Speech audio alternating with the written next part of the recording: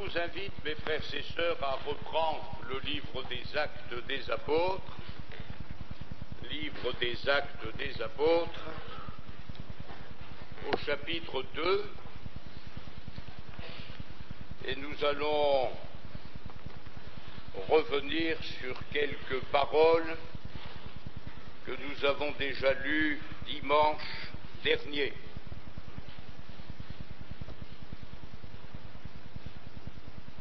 Actes des Apôtres, chapitre 2.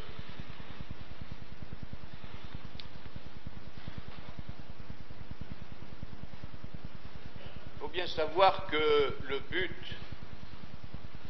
de la prédication, ce n'est pas de dire des choses que la Bible ne dirait pas.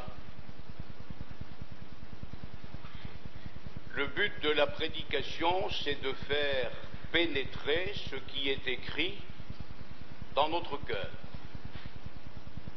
afin que la parole de Dieu, agissant en nous, nous puissions avoir une vie conforme à celle que le Seigneur attend de chacun d'entre nous. Le Seigneur Jésus prêchait la parole. Quand il est entré dans la synagogue à Nazareth et qu'on lui a remis le rouleau d'Ésaïe le prophète, il a lu. Il a lu ce qui était écrit dans ce livre, du moins en partie, dans ce livre d'Ésaïe le prophète. Et quand il a été tenté par le diable, le Seigneur Jésus ne s'est pas engagé avec lui sur le terrain des discussions ou des commentaires savants. Il s'est réfugié dans la parole de Dieu pour dire « il est écrit ». Il a cité la parole de Dieu, et après avoir cité 3 fois la parole de Dieu, l'Écriture nous dit « le diable le laissa ». Voilà où réside notre victoire. Non pas dans tout ce que nous pouvons concevoir en dehors des Écritures, mais dans les Écritures elles-mêmes, qu'elles soient gravées dans notre cœur. Le psalmiste disait « Ô Seigneur, je me réjouis à la vue de tes commandements comme si je possédais tous les trésors. J'ai recueilli tes paroles, disait le prophète, tes paroles, et elles ont fait la joie et l'allégresse de mon cœur. » Donc au chapitre 2 et au verset 14, au moment où l'apôtre Pierre va justifier l'expérience de la Pentecôte, puisque si certains ont été impressionnés par cette expérience, ne sont-ils pas tous galiléens? Comment les entendons-nous dans notre langue à chacun parler des merveilles de Dieu? D'autres se moquaient et disaient « ils sont pleins de vin doux ». Alors à la fois, pour consolider la foi de ceux qui étaient favorablement impressionnés et pour éclairer les moqueurs, l'apôtre Pierre va reprendre la parole de Dieu. Donc au verset 14, il est écrit « Pierre, se présentant avec les 11, éleva la voix et leur parla en ces termes. Hommes juifs, et vous tous qui séjournez à Jérusalem, sachez ceci et prêtez l'oreille à mes paroles. Ces gens ne sont pas ivres, comme vous le supposez, car c'est ici la 3e heure du jour, 9 heures du matin. C'est la 3e heure du jour, mais c'est ici ce qui a été dit par le prophète Joël. La foi vient de ce qu'on entend, et ce qu'on entend vient de la parole de Christ. C'est ici ce qui a été dit par le prophète Joël. Dans les derniers jours, dit Dieu, je répandrai de mon esprit sur toute chair. Et cette parole de Joël vient de s'accomplir au jour de la Pentecôte chrétienne remplaçant la Pentecôte juive, comme la Pâque chrétienne avait remplacé 50 jours plus tôt la Pâque juive. Vos fils et vos filles prophétiseront. Vous savez que l'apôtre Paul a écrit aux Corinthiens que 2 ou 3 au plus parlent en langue, que quelqu'un interprète, et pour ce qui est des prophètes, que 2 ou 3 au plus parlent. Néanmoins, si le nombre de parler en langue, d'interprétation et de prophétie est limité dans le cadre d'une réunion de l'Église locale, la Bible nous dit ailleurs, toujours sous la plume de l'apôtre Paul, « Je voudrais que vous prophétisiez tous successivement. Je voudrais que vous prophétisiez tous. Je répandrai de mon esprit sur toute chair, vos fils et vos filles prophétiseront. » Et nous remarquons, mes frères et sœurs, qu'il n'y a pas d'âge.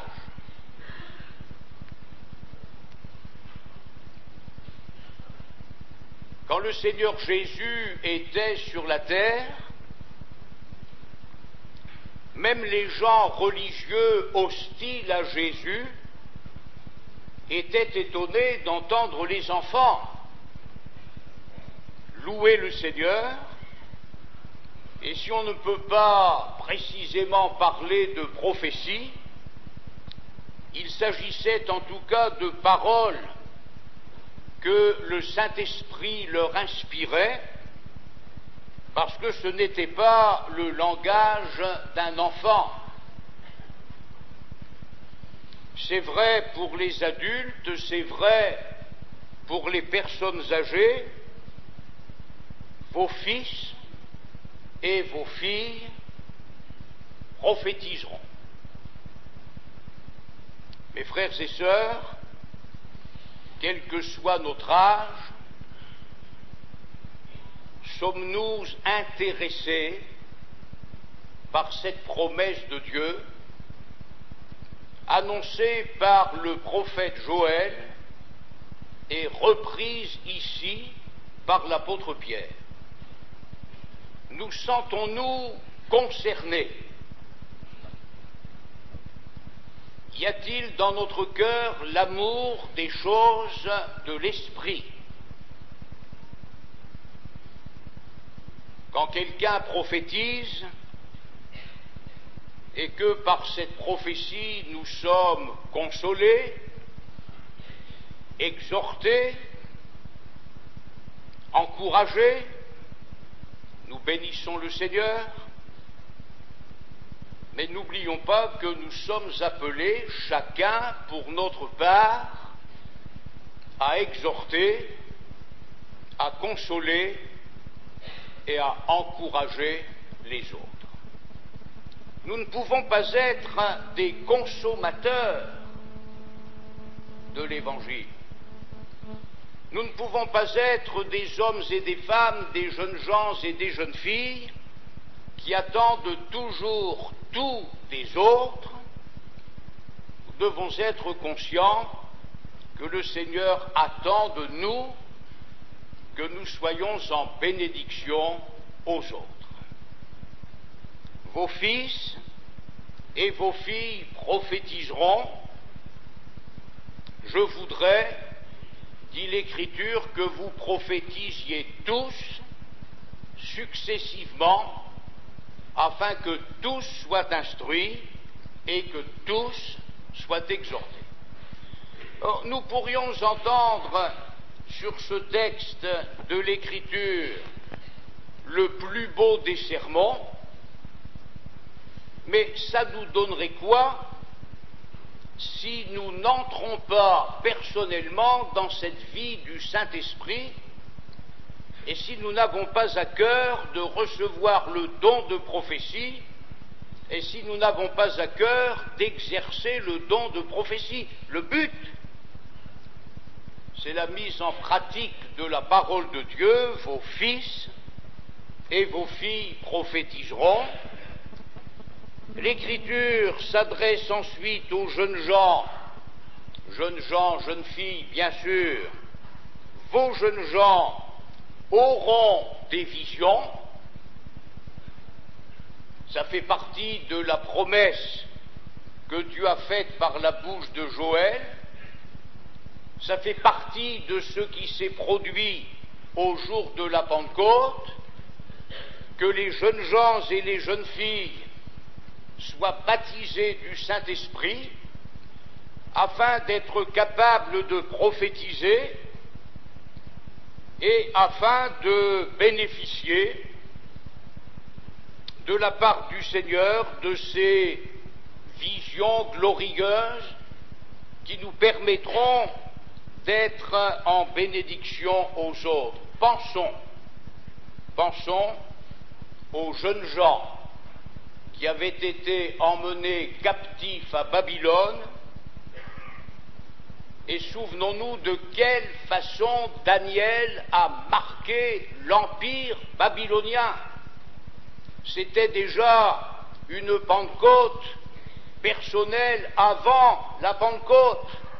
Daniel a marqué l'empire babylonien par sa connaissance des choses de Dieu et par ses visions.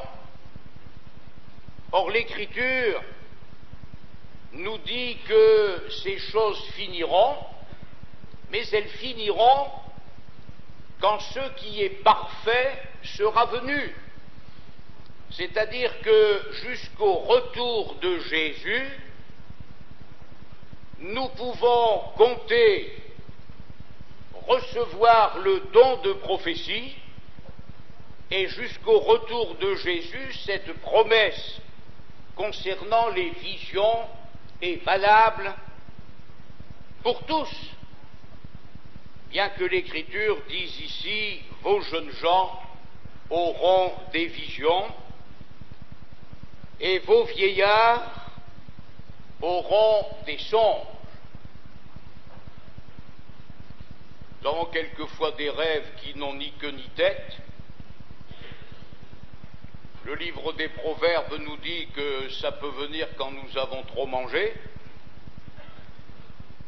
mais ça ne touche en rien la promesse de Dieu concernant les songes que les vieillards doivent et peuvent avoir, parce que ces songes font partie de la promesse que Dieu a faite par la bouche de Joël, et l'apôtre Pierre dit aux auditeurs, eh bien voilà, vous êtes étonnés, vous vous moquez, mais en définitive, vous assistez maintenant à ce qui a été promis il y a des siècles par le prophète Joël.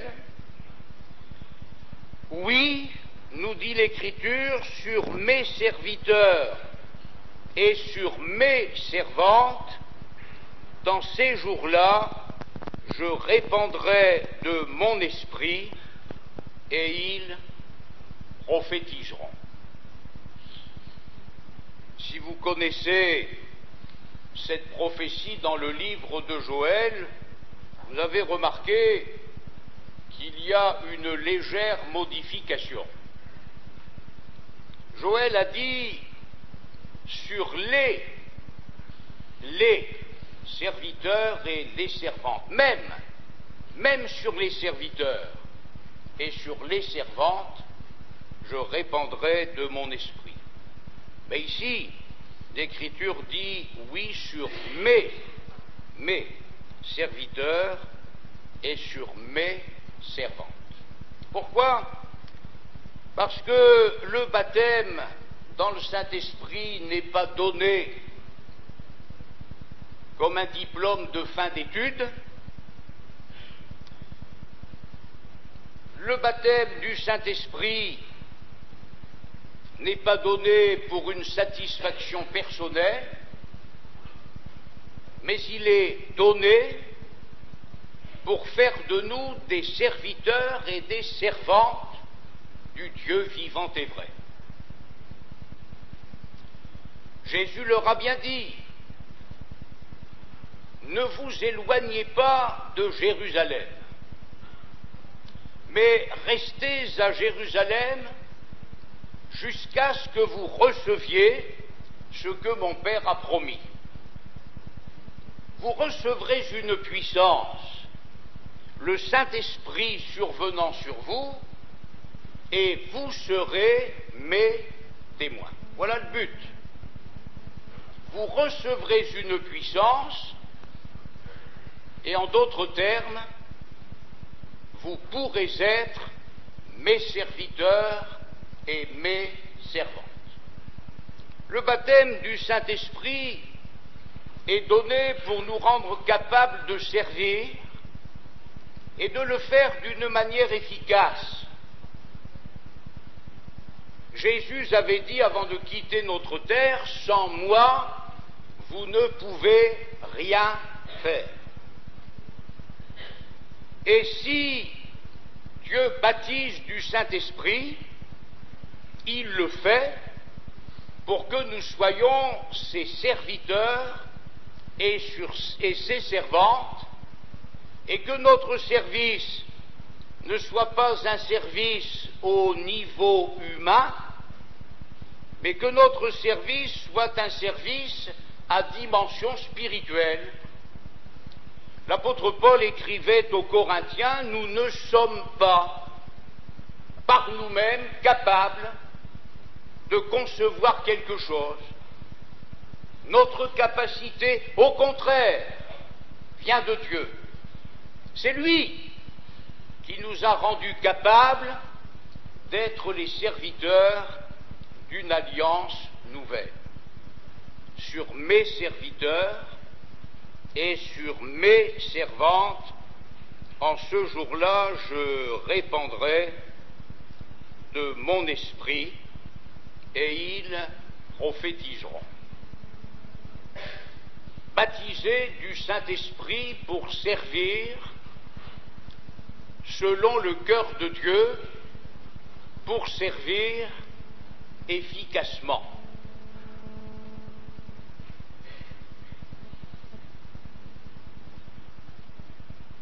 Quelqu'un qui obtiendrait son permis de conduire, quelqu'un qui achèterait un véhicule automobile pour ne jamais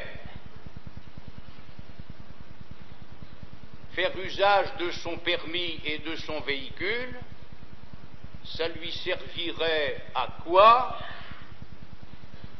d'avoir obtenu son permis de conduire et d'avoir pu faire l'acquisition d'un véhicule automobile? Bibliquement, le baptême du Saint-Esprit doit allumer dans notre cœur le feu de l'adoration. Bibliquement, le baptême du Saint-Esprit doit allumer dans notre cœur le feu de la louange. Le baptême du Saint-Esprit doit allumer dans notre cœur le feu de la prière, de l'intercession, des supplications. Le baptême du Saint-Esprit doit allumer dans notre cœur le feu du service. Jérémie a vécu des temps très difficiles et il en était arrivé à dire: c'est fini, je ne ferai plus mention de lui, je n'ai que des ennuis. Mais dit-il, quand je parle de cette manière, il y a un feu qui brûle dans mes entrailles. Je voudrais le contenir, mais je ne le puis. Il y a un feu qui brûle dans mes entrailles, et là encore, Jérémie a fait l'expérience de la Pentecôte avant la Pentecôte. Parce que quand on a été méprisé et maltraité comme Jérémie a pu l'être, quel est ce feu qui brûlait dans ses entrailles, sinon le feu du Saint-Esprit, qui a fait de lui le prophète de l'Éternel, même dans les moments où il disait: ça suffit, je ne parlerai plus de lui, je ne ferai plus mention de lui. À ce moment-là, Dieu venait à son secours, et ce feu intérieur brûlait et l'obligeait en quelque sorte à parler de celui dont il ne pouvait plus parler.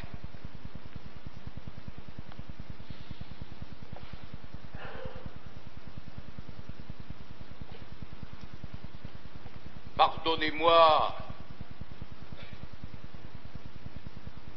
ma perplexité, pardonnez-moi toutes mes interrogations, et quand quelqu'un me dit en sautillant: je suis baptisé du Saint-Esprit, et que rien ne change dans sa vie, ça me rend perplexe. J'ai l'impression que ce n'est plus le baptême du Saint-Esprit de la Pentecôte. J'ai l'impression que ce n'est plus le baptême du Saint-Esprit de la première Église. J'ai l'impression que ce n'est pas le feu qui était dans le cœur de Jérémie. J'ai l'impression que ce n'est pas l'esprit qui était dans le cœur des 120 qui ont tout bravé à cause de cette force qui était en eux. Pierre, le renégat, Pierre, celui qui a eu peur, Pierre, celui qui a tremblé devant une servante et qui a renié son maître, quand il a été revêtu de la puissance du Saint-Esprit, il a eu un courage, une hardiesse, une force qui dépasse les possibilités humaines. Et je dis, mes frères et sœurs, un baptême du Saint-Esprit authentique, c'est ça. Ce feu qui va bouleverser notre vie et qui va nous rendre capables d'adorer, de louer, de prier, de témoigner, de servir. Le feu qui était dans le cœur du Seigneur Jésus. Il a attendu que le Saint-Esprit descende sur lui au Jourdain, et quand il a été revêtu de la puissance du Saint-Esprit, il a été fidèle à Dieu jusqu'à la mort de la croix. Alors je ne voudrais pas que nous nous contentions d'un baptême du Saint-Esprit illusoire. Je ne voudrais pas que nous soyons des arbres sans fruits. Si quelqu'un plante un poirier dans son verger, c'est pour qu'il donne des poires. Je ne voudrais pas que nous soyons des nuées sans pluie, parce qu'en fait, si les nuages peuvent nous faire du bien par l'ombre qu'ils procurent, ils sont surtout utiles par la pluie qu'ils donnent. Donc il faut que nous placions notre cœur, que nous placions notre vie devant le Seigneur, devant la parole, devant les promesses, devant les fruits qui ont été portés tout au long de l'histoire du peuple de Dieu et de l'histoire de l'Église de Jésus-Christ, et que nous disions, Seigneur, non pas un ersatz, non pas ce qui ressemble au vrai, non pas ce qui va me tromper et me remplir d'illusions, mais je te prie, Seigneur, de me donner le Saint-Esprit. Que le feu de la Pentecôte brûle dans mon cœur et me rende capable de servir à la gloire de ton nom. C'est un texte que vous aviez déjà lu, sur lequel vous aviez déjà entendu parler, moi aussi depuis 65 ans. Et je dois vous dire que lorsque j'ai un texte à cœur, que ce soit pour le dimanche matin, le dimanche après-midi, le mardi ou le vendredi ou autre, eh bien, autant que possible, je le lis tous les jours. Je le lis tous les jours, je ne pars pas du principe que je l'ai lu une fois, ça suffit, je ne pars pas du principe qu'il suffit de le savoir et que tout est bien, mais le problème c'est de le vivre, de faire l'expérience.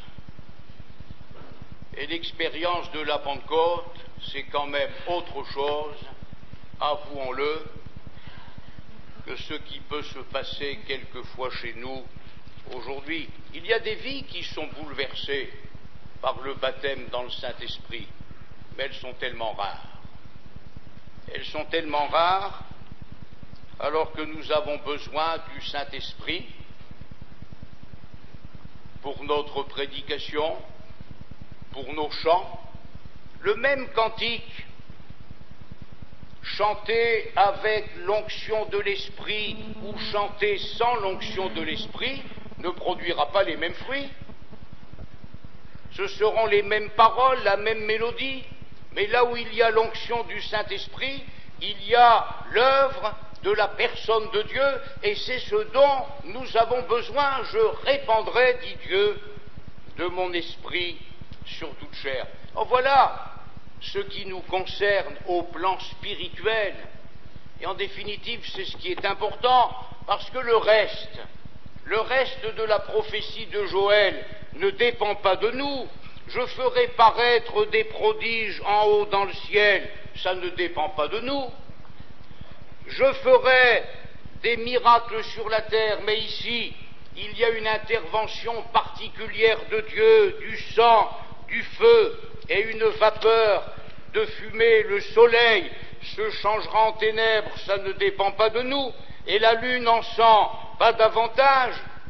Il y a cette conjugaison de ce qui se passe dans l'univers et dans ce qui doit se passer dans la vie des êtres humains avant le retour de Jésus et annonçant le retour de Jésus.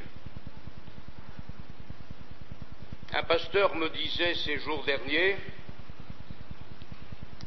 et il connaît suffisamment les Écritures,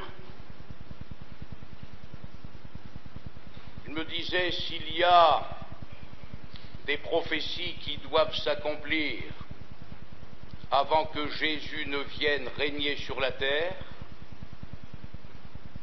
toutes celles qui concernent l'enlèvement de l'Église sont accomplies, de telle sorte que le Seigneur peut paraître d'un moment à l'autre. Retenons ce qui nous concerne et laissons Dieu faire ce que lui seul est capable de faire. Hommes israélites, écoutez ces paroles. Jésus de Nazareth, ce que nous avons déjà remarqué avec ce livre des Actes, c'est que le Saint-Esprit va occuper dans la première Église la place que le Seigneur Jésus a occupée pendant 30 ans sur la terre. Le Saint-Esprit va occuper dans l'Église de Jésus-Christ la place que Dieu a occupée pendant 4000 ans avant la venue de Jésus. Mais le Saint-Esprit ne prendra pas place dans les cœurs ou dans l'Église pour nuire à la personne de Jésus, mais plus il aura de place en nous et au milieu de nous, plus il glorifiera le nom de Jésus. Et après avoir rappelé la prophétie de Joël, l'apôtre Pierre en arrive à la personne de Jésus. Hommes israélites, écoutez ces paroles. Jésus de Nazareth, cet homme à qui Dieu a rendu témoignage devant vous par les miracles, les prodiges et les signes qu'il a opérés par lui au milieu de vous, comme vous le savez vous-même, cet homme, livré selon le dessein arrêté et selon la prescience de Dieu, Jésus n'a pas été arrêté par hasard, il n'a pas été mis sur la croix comme un martyr, c'était dans le plan de Dieu, pour qu'il se substitue à nous, pour qu'il expie nos péchés. Cet homme, vous l'avez crucifié, vous l'avez fait mourir par la main des impies, Dieu l'a ressuscité, alléluia, en le délivrant des liens de la mort. Pourquoi? Parce qu'il n'était pas possible qu'il soit retenu par elle. Et que va faire Pierre maintenant qu'il apporte le sujet de Jésus, le Messie, le Christ? Il va revenir à la parole de Dieu, à la parole de Dieu que ses auditeurs connaissaient très bien, car David dit de lui, de Jésus, « Je voyais constamment le Seigneur devant moi, parce qu'il est à ma droite, afin que je ne sois point ébranlé. Aussi mon cœur est dans la joie, et ma langue dans l'allégresse, et même ma chair reposera avec espérance. Car tu n'abandonneras pas mon âme dans le séjour des morts, et tu ne permettras pas que ton sein voie la corruption. Tu m'as fait connaître les sentiers de la vie, tu me rempliras de joie par ta présence. 1000 ans avant la crucifixion, David, qui était prophète, nous dit l'Écriture, avait parlé du Messie en ces termes, et les paroles se sont accomplies. Ça a pris du temps, 1000 ans, mais elles se sont accomplies. Hommes frères, qu'il me soit permis de vous dire librement au sujet du patriarche David qu'il est mort, qu'il a été enseveli et que son sépulcre existe encore aujourd'hui parmi nous, comme il était prophète, et qu'il savait que Dieu lui avait promis avec serment de faire asseoir un de ses descendants sur son trône. C'est la résurrection du Christ qu'il a prévue et annoncée en disant qu'il ne serait pas abandonné dans le séjour des morts et que sa chair ne verrait pas la corruption. C'est ce Jésus que Dieu a ressuscité, nous en sommes témoins, élevé par la droite de Dieu, crucifixion, résurrection, ascension, élevé par la droite de Dieu. Il a reçu du Père le Saint-Esprit qui avait été promis, et il l'a répandu, comme vous le voyez et l'entendez. Car David n'est point monté au ciel, mais il dit lui-même, le Seigneur, donc Dieu le Père, a dit à mon Seigneur, Dieu le Fils, Jésus le Messie, assieds-toi à ma droite, jusqu'à ce que je fasse de tes ennemis ton marchepied. Que toute la maison d'Israël sache donc avec certitude que Dieu a fait Seigneur et Christ ce Jésus que vous avez crucifié. Nous arrêterons ici. Après avoir entendu ce discours, ils eurent le cœur vivement touché. Littéralement, ils furent piqués au vif.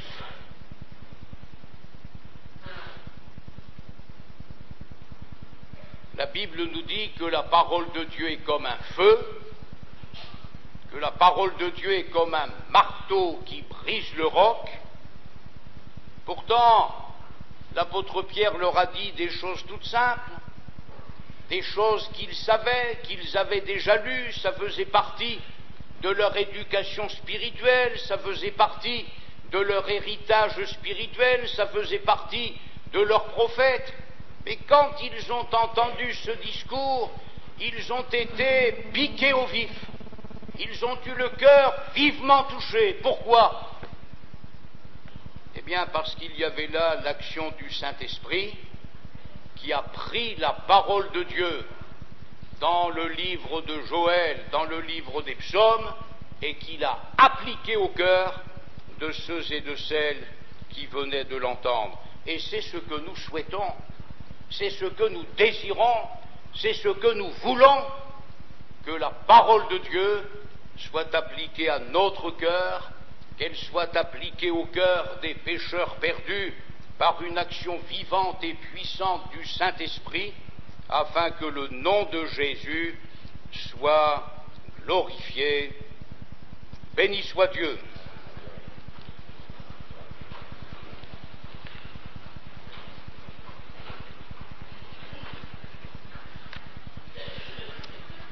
Oui, Jésus vit, je n'ai rien à craindre, me mettant demain, me sont assurés entre ses mains, il tient ma vie pour